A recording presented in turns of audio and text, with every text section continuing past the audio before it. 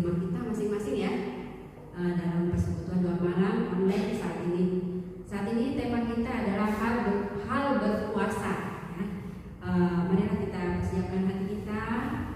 Kita akan memuji Tuhan dengan lagu pembuka, dengan lagu Tuhan Allah hadir dalam rumah ini dari NR 3 ayat 1 dan 2.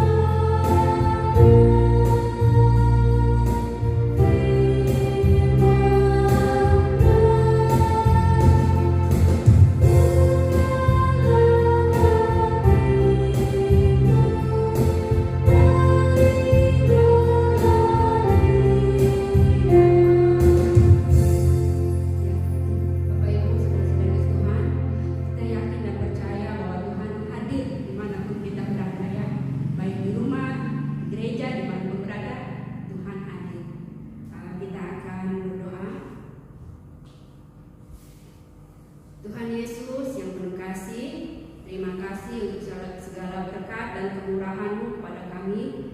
Saat ini kami hadir di dalam doa 10 malam. Tuhan berkati persekutuan kami pada saat ini dari awal sampai akhir. Tuhan berkati jemaat-jemaat-Mu dimanapun mereka berada. Tuhan sertai, Tuhan pimpin. Pimpin kami ya Tuhan dalam ibadah ini, dan ketika kami akan mendengarkan firman-Mu, biarlah Tuhan saja yang hadir di dalam hati kami, di dalam ruangan ini, di dalam rumah kami. Terima kasih Tuhan Yesus, kami bersyukur dan berdoa. Haleluya, amin. Bapak Ibu, kita akan mendengarkan firman Tuhan. Kembali kita akan memuji Tuhan dengan lagu Tuhan penuhkanku dengan firman-Mu. Kita nyanyikan lagu ini 2 kali.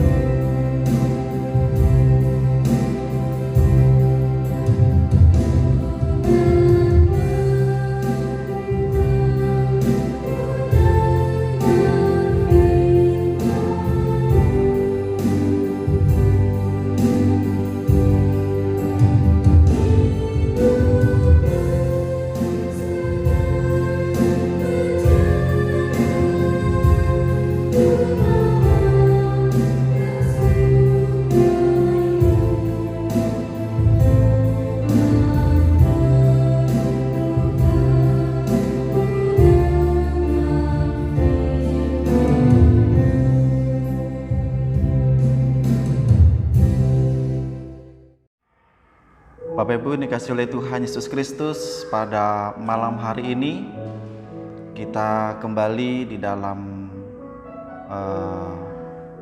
Pekan Doa Pentakosta, dan pada malam hari ini kita memasuki hari yang berikutnya, dan pada malam hari ini kita akan membahas dalam hal berpuasa.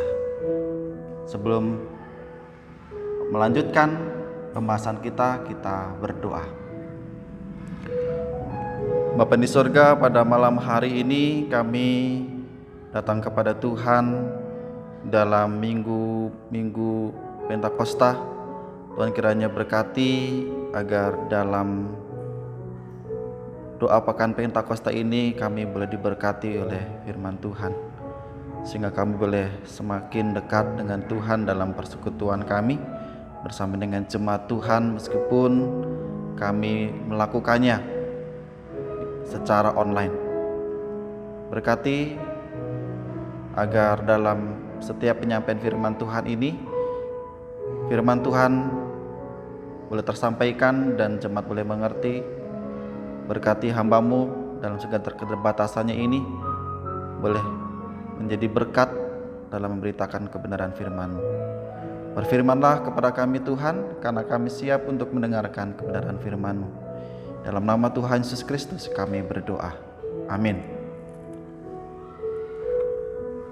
Bapak Ibu, pada malam hari ini kita akan membaca bersama-sama dari kebenaran firman Tuhan di dalam Matius pasalnya yang ke-6 ayat 16 sampai dengan 18. Bacaannya sedikit, tapi kita akan merenungkannya dan membahasnya secara bersama-sama dan boleh menjadi berkat memberkati kita.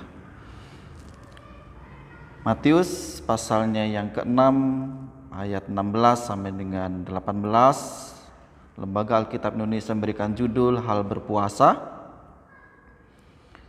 Ayat 6, dan apabila kamu berpuasa, janganlah muram mukamu seperti orang munafik. Mereka mengubah air mukanya supaya orang melihat bahwa mereka sedang berpuasa. Aku berkata kepadamu, sesungguhnya mereka sudah mendapat upahnya.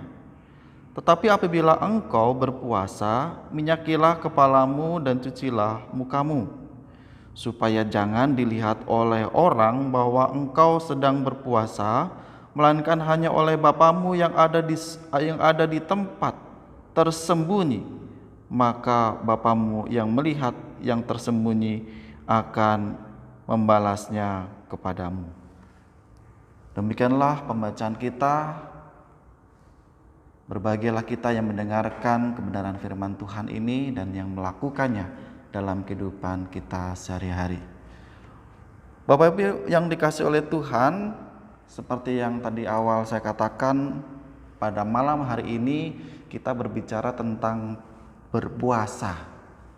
Saudara kita, umat Muslim, baru saja menyelesaikan puasa mereka, Ramadan mereka, dan mereka sudah merayakan Idul Fitri sebagai kemenangan ketika mereka berpuasa.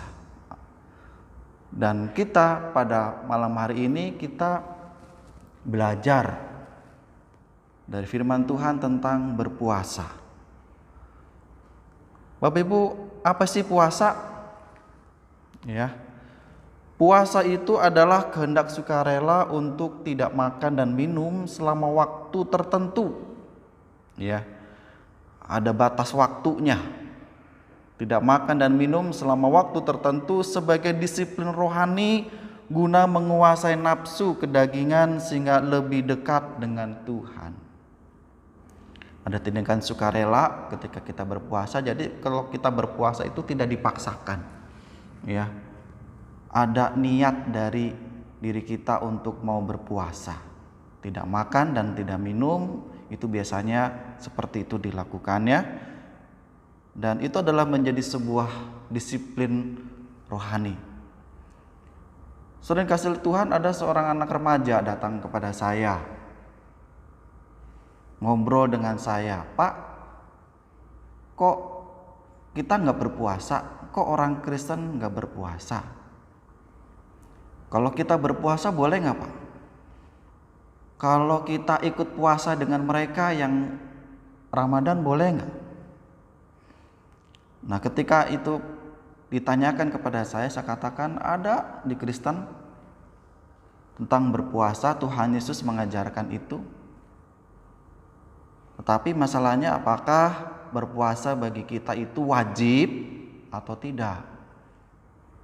Kalau orang-orang Muslim saudara kita, puasa Ramadan itu sifatnya wajib, tiap tahun selalu ada dan dilakukan. Tapi bagaimana dengan kita sebagai orang Kristen? Ada nggak berpuasa? Diwajibkan nggak berpuasa? Saudara, untuk kita yang mau berpuasa, kalau mau melakukan puasa dan bahkan majelis jemaat pun sudah menghimbaunya untuk di pekan Pentakosta ini kita melakukan Pentakosta. Apakah Bapak Ibu melakukan himbauan tersebut ataukah tidak? Nah, saudara yang dikasihi oleh Tuhan, sebelum kita melakukan puasa, hendaknya kita juga harus terlebih dahulu mengerti ya apa makna berpuasa. Saudara yang dikasihi oleh Tuhan, makna berpuasa yang pertama adalah merendahkan diri di hadapan Tuhan. Untuk merendahkan diri di hadapan Tuhan. Jadi ketika berpuasa, tindakan itu harus ada dalam kita berpuasa. Merendahkan diri sedemikian rupa. Sebagai suatu kesadaran bahwa kita itu memang membutuhkan Tuhan. Membutuhkan pertolongan Tuhan. Menyadari bahwa kita tidak mampu untuk melakukan suatu perkara yang penting dalam kehidupan kita. Seperti Ezra, itu pun dilakukan bagaimana ketika Ezra berpuasa. Pada Ezra pasal 8 ayat 21 dikatakan, kemudian di sana di tepi sungai Ahawa itu aku memaklumkan puasa supaya kami merendahkan diri di hadapan Allah kami dan memohon kepadanya jalan yang aman bagi kami, bagi anak-anak kami dan segala harta benda kami. Di dalam Ezra pasal 8 ayat 21 ini diperlihatkan bagaimana Ezra itu sangat membutuhkan Tuhan. Dalam perjalanan Ezra bersama dengan rombongan dari Persia kembali ke Yerusalem, membangun kembali bait Allah yang sudah dihancurkan. Di situ dalam Ezra ada suatu kegentaran. Ada ketidakmampuan bahwa tanpa Tuhan menolong, maka dia merasakan pasti itu semua akan gagal. Rencana Ezra untuk membangun kembali bait Allah, membangun kembali Yerusalem. Jadi di sini kita boleh mencontoh bagaimana berpuasa dari Ezra, yaitu untuk merendahkan diri di hadapan Tuhan. Ada sikap merendahkan diri akan pertolongan Tuhan. Yang kedua, makna dari berpuasa adalah lambang penyesalan dan pertobatan. Ini kita boleh melihat di dalam Yunus pasal 3 ayat yang kelima. Orang Niniwe percaya kepada Allah lalu mereka mengumumkan puasa dan mereka baik orang dewasa maupun anak-anak mengenakan kain kabung. Mereka berpuasa karena mereka menyadari akan perbuatan-perbuatan dosa mereka. Bahwa mereka sudah melakukan dosa yang besar di hadapan Allah. Ketika pemberitaan dari Nabi Yunus akan memusnahkan, membinasakan kota Niniwe, mereka langsung melakukan puasa, melakukan tindakan berpuasa sebagai lambang penyesalan dan pertobatan. Dan mereka melakukannya dengan sungguh-sungguh. Sehingga Tuhan tidak jadi membinasakan bangsa Niniwe. Berbeda dengan kota Sodom dan Gomora yang sudah diperingatkan tetapi mereka tidak mau bertobat dan menyesal, sehingga kota Niniwe dan kota Sodom dibinasakan oleh Allah. Yang ketiga, Bapak Ibu, makna dari berpuasa, yaitu ekspresi duka cita yang dialami, ya, sebuah ekspresi. Dalam Alkitab dicontohkan bagaimana orang-orang Israel itu mengalami duka cita atas kematian Saul dan anak-anaknya. Itu dicatat di dalam 1 Samuel 31 ayat 13. Mereka mengambil tulang-tulangnya lalu menguburnya di bawah pohon tamariska di Yabes. Sesudah itu berpuasalah mereka 7 hari lamanya. Ya, inilah kisah kematian Saul dan anak-anaknya dalam berperang, sehingga keluarga ini binasa. Sebagai raja pertama dari bangsa Israel, Raja Saul ini, maka rakyat dari Israel, bangsa Israel ini mengalami duka cita yang mendalam dan mereka harus berpuasa, melakukan puasa 7 hari 7 malam. Waktu yang cukup lama mereka berpuasa. Lalu yang keempat, makna berpuasa yang berikutnya adalah sebagai ungkapan permohonan yang terdalam kepada Tuhan. Mengungkapkan suatu permintaan, suatu permohonan yang terdalam kepada Tuhan, agar permohonannya ini, permintaannya ini dikabulkan oleh Tuhan. Dan bagian ini sebagai contoh dalam Alkitab adalah dialami oleh Daud. Dalam 2 Samuel 12 ayat 16, di sana dikatakan, lalu Daud memohon kepada Allah oleh karena anak itu, yaitu anak dari pernikahannya dengan Batsheba. Ia berpuasa dengan tekun, dan apabila ia masuk ke dalam semalam-malaman itu, ia berbaring di tanah. Ini bukti bagaimana usaha dari Daud agar Tuhan mau mengampuni dan menyelamatkan anak-anaknya ini dari kematian. Meskipun pada akhirnya kita melihat permohonannya Daud yang terdalam itu tidak dikabulkan oleh Tuhan. Anaknya tetap meninggal.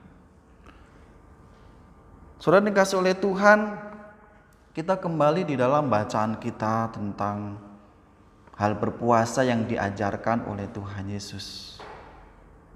Saya pakai temanya, pakai judul perikopnya adalah bagaimana sikap berpuasa yang diajarkan oleh Tuhan Yesus saat kita berpuasa. Bagian yang pertama adalah jangan bermuka muram. Ya, jangan bermuka muram.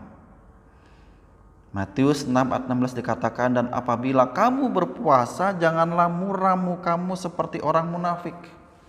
Kelihatannya memelas, kelihatannya lusuh mukanya, air mukanya kelihatan lemas begitu ya.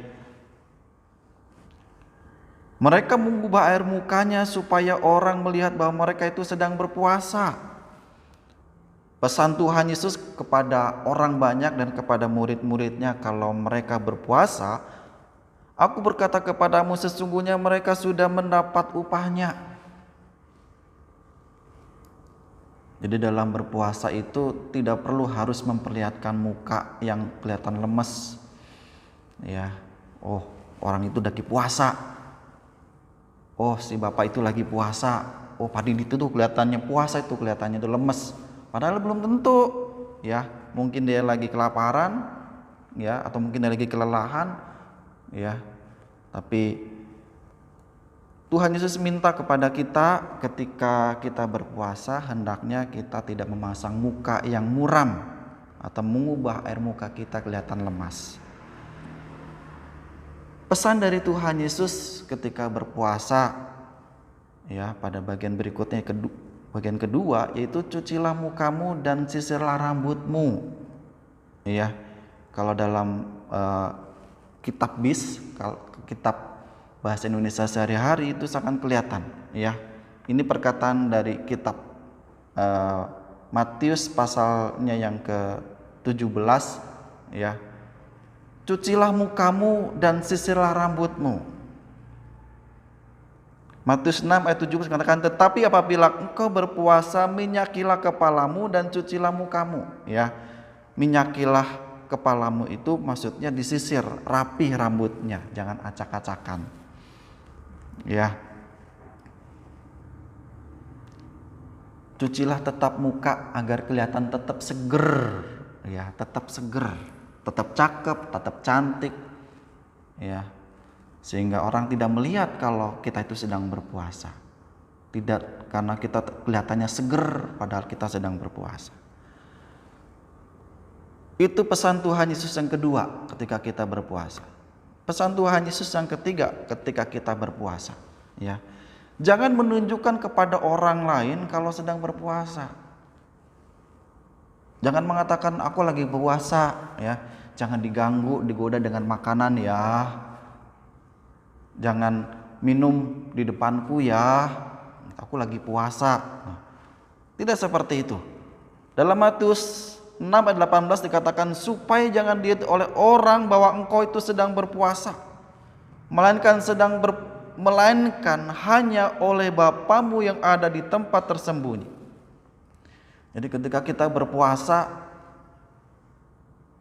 ya, kita jangan mengatakan aku lagi berpuasa, ya.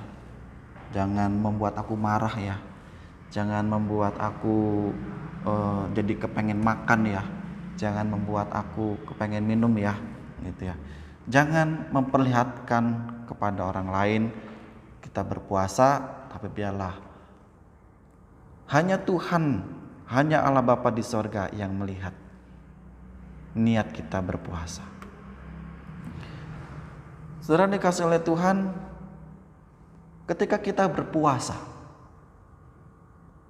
emang ada manfaatnya enggak bagi kita ketika kita berpuasa? Tentunya manfaatnya ada. Kalau kita berpuasa manfaatnya enggak ada, sia-sialah kita berpuasa. Ngapain kita berpuasa kalau tidak ada manfaatnya, ya? Mengutip dari Yesaya pasalnya 58, ya. Yesaya 58 ayat 8 dan 9, di situ kita melihat bagaimana manfaat berpuasa itu sangatlah besar sekali bila itu dilakukan dengan niat yang baik, dengan sikap yang baik, maka berpuasa itu sungguh-sungguh memiliki manfaat yang besar.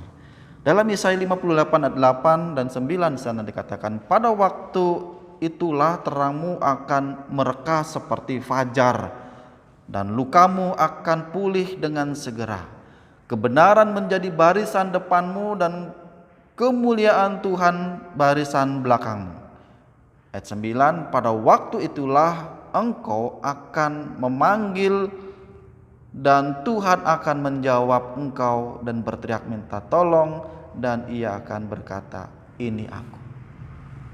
Ya, dari kutipan dari Yesaya pasal 58 ayat 8 dan 9 ini kita melihat manfaatnya.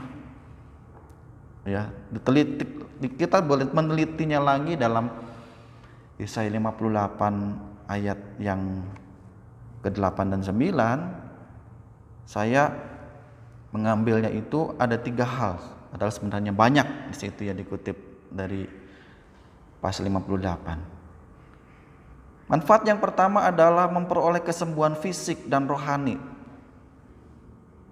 termasuk luka-luka jiwa dan kekecewaan itu dipulihkan oleh Tuhan.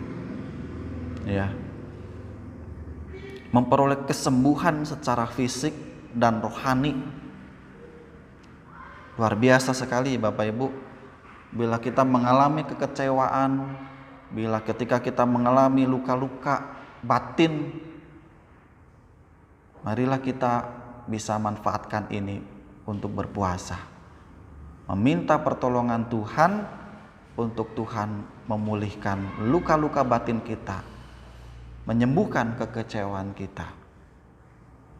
Yang kedua, Bapak Ibu, manfaatnya itu mengalami tuntunan yang berkesinambungan dari Allah. Bagaimana Tuhan membentengi kita, ya, dengan kemuliaan, dengan kehormatan yang dari Tuhan. Manfaat yang ketiga, ketika kita berpuasa dengan kesungguhan hati, bahwa pergumulan dan permohonan doa kita dikabulkan atau dijawab oleh Tuhan. Tapi tentunya dalam bagian ketiga ini adalah sesuai dengan kehendak Tuhan. Kalau kita ingin agar pergumulan dan permohonan kita dijawab dan dikabulkan oleh Tuhan, berpuasa juga boleh menjadi sarana buat kita untuk kita boleh mencari kehendak Tuhan atas segala pergumulan-pergumulan kita. Karena saudara dikasihi oleh Tuhan, dalam pekan Pentakosta ini, apa yang menjadi kesimpulan bagi kita dalam hal berpuasa dalam pekan Pentakosta ini? Ada 3 hal Bapak Ibu dalam berpuasa, kesimpulannya. Itu yang pertama adalah bahwa puasa itu menjadi sarana orang percaya untuk merendahkan diri di hadapan Tuhan. Menjadi sarana, ya. Disiplin rohani itu dalam berpuasa itu menjadi sarana untuk merendahkan diri di hadapan Tuhan. Yang kedua, dalam berpuasa adalah menjadi sarana untuk memuliakan Allah. Karena dalam berpuasa tentunya adalah memuji nama Tuhan, ada membaca Alkitab, ya, ada mengalami kegiatan-kegiatan rohani yang bisa kita lakukan bersama-sama, baik secara bersama-sama maupun secara pribadi. Kita boleh mengajak berpuasa itu bisa mengajak suami kita, mengajak istri kita, bahkan kita boleh mengajarkan hal berpuasa itu kepada anak-anak kita, menjadi suatu kegiatan disiplin rohani dalam keluarga kita. Yang ketiga adalah sarana untuk mencari perkenanan Allah melalui sikap hati yang benar.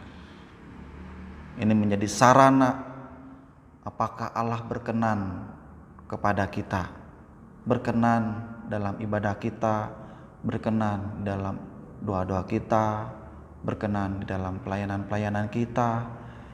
Berpuasa boleh menjadi sarana untuk mencari perkenanan Allah dalam sikap hati kita yang benar di hadapan Tuhan.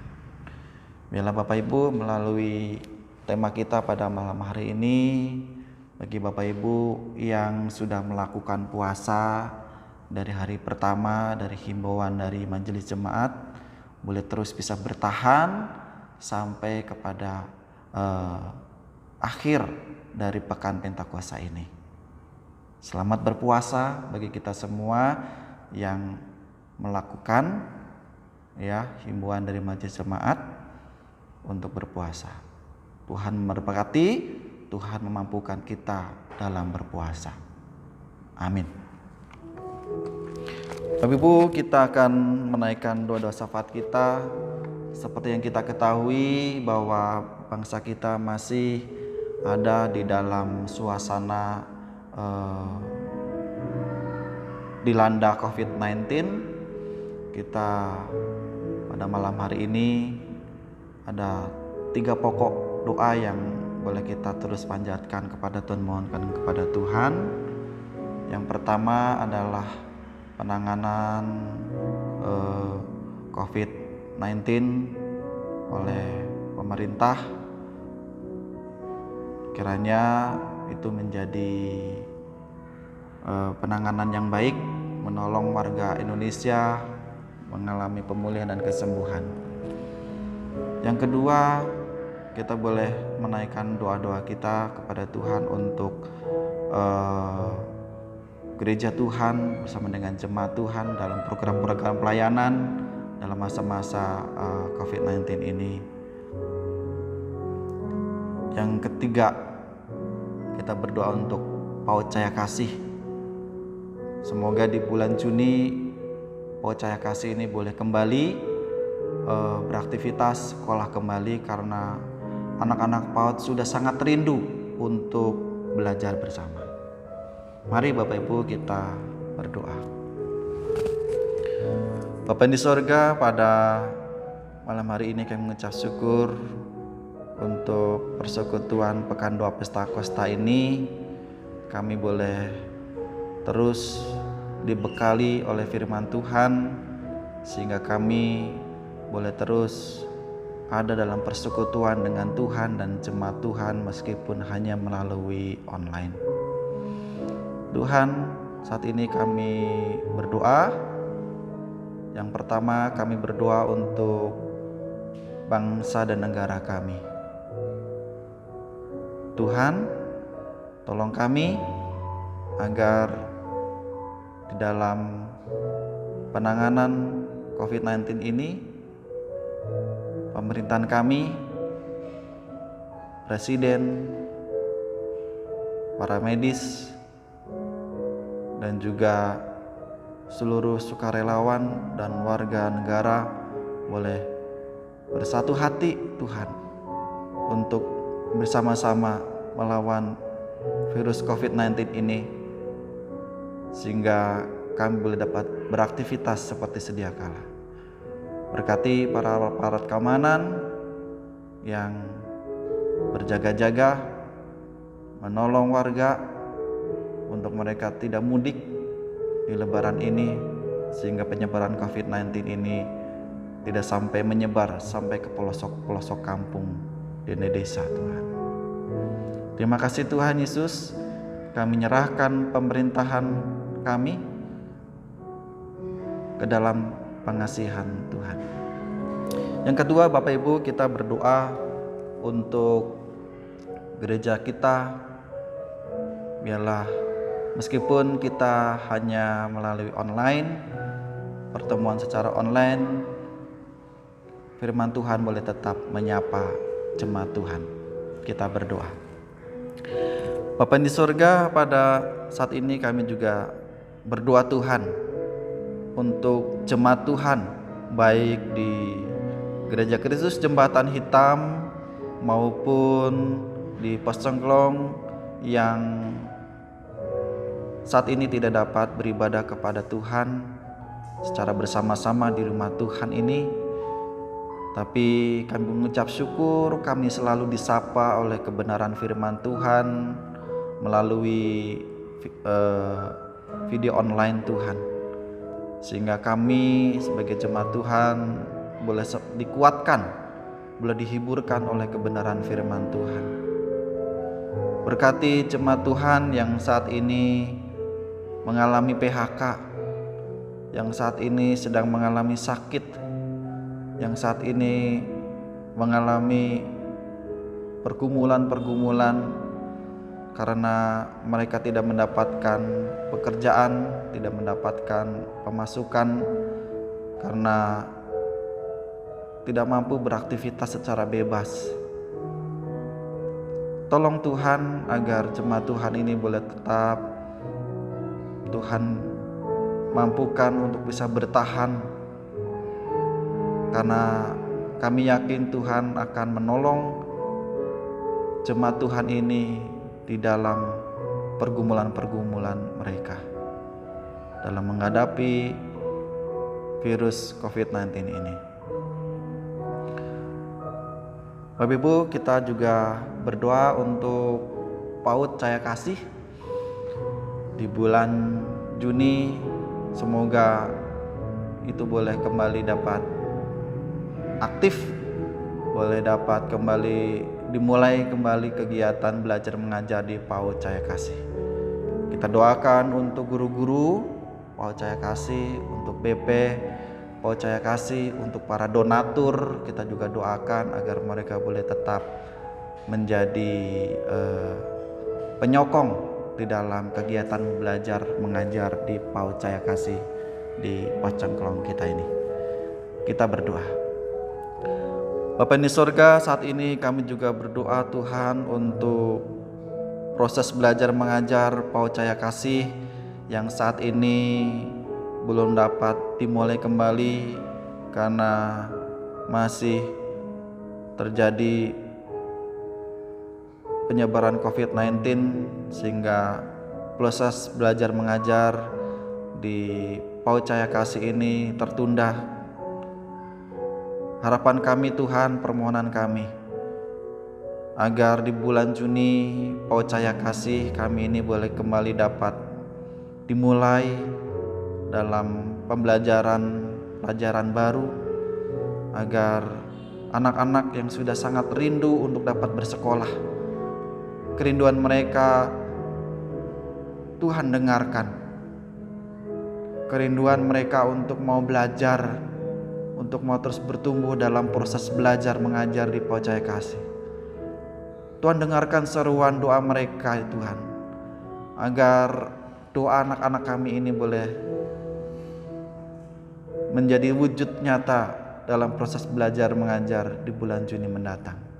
Berkati Paut Cahaya Kasih bersama dengan guru-guru dan juga BP Paut Cahaya Kasih, agar para guru-guru dan BP juga boleh terus memiliki sukacita besar untuk boleh Paut Cahaya Kasih ini boleh bertahan, semakin bertumbuh dan bertambah dalam proses belajar mengajar.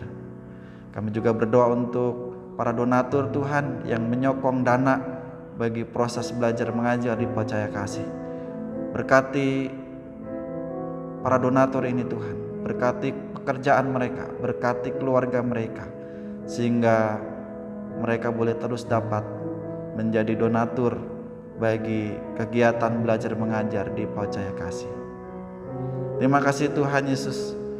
Inilah seruan kami. Tuhan Yesus kiranya boleh berkenan untuk mendengar apa yang menjadi doa dan pergumulan kami. Karena kami naikkan, kami mohonkan doa kami ini hanya dalam nama Tuhan Yesus Kristus, Tuhan dan Juru Selamat kami yang hidup. Amin. Bapa, terima kasih. Bapa, terima kasih. Bapa di dalam surga, puji terima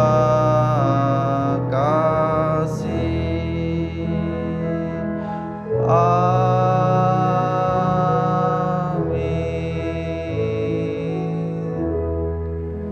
Selamat malam, Tuhan Yesus memberkati.